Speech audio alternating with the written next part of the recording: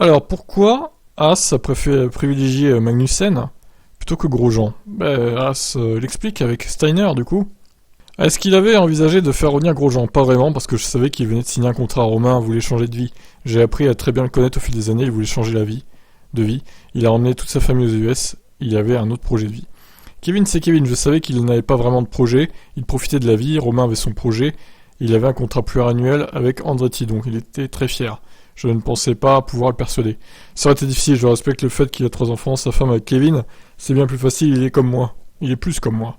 C'est chez As que Grosjean a passé ses 5 dernières saisons en F1 en 2016, de 2016 à 2020, sans renouer avec le podium, avec des performances en dents de scie, mais aussi avec un sérieux apport technique. Quant à savoir si Steiner attire le meilleur du pilote franco-suisse, il répond: je dirais que oui, Romain, on sait tous qu'il était un très bon pilote dans un bon jour, mais peut-être un très mauvais pilote dans les mauvais jours. Je pense que c'est son caractère qui est comme ça.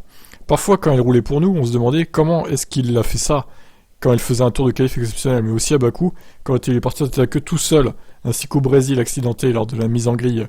Comment est-ce qu'il a fait ça? C'était pareil, du point de vue positif ou négatif. C'est typique de lui, c'est du Grosjean. Je suis d'accord avec ça, donc très inconstant au final, le Grosjean dans ses performances et dans son caractère. Valait peut-être mieux choisir Magnussen, ouais. Et puis de toute façon, comme il a dit, il a sa vie aux US. Même pas sûr qu'il aurait souhaité revenir en Formule 1. Allez, je vous laisse commenter.